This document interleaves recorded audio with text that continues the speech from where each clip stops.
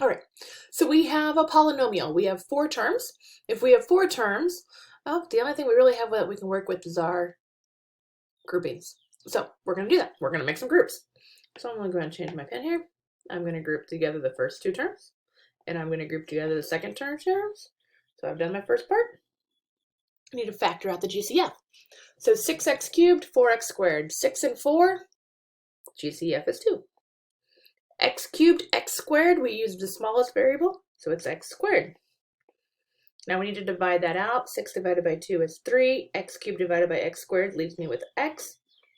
4 divided by 2 is 2. And we factored the x squared out, so there's nobody left. Now I'm going to go to my second binomial. I have 3x plus 2, which if you notice is exactly what we were looking for, but I need that GCF out. And you're like, there is no GCF. It's a 3 and a 2. You're right. When there's not a GCF that you see, it's like having an x with a coefficient you don't see, or an exponent that you don't see. We're going to factor GCF out of positive 1, which leaves me with 3x plus 2. So when there's not a GCF and we're using grouping, we factor out the positive 1 so that we can set up our 2 binomials. So I'm going to go ahead and change colors here. If you notice, we still have 3x plus 2 and 3x plus 2.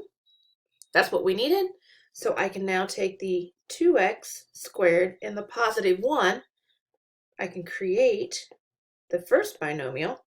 So I factor the GCFs, I created the first one, and I'm going to keep the 3x plus 2.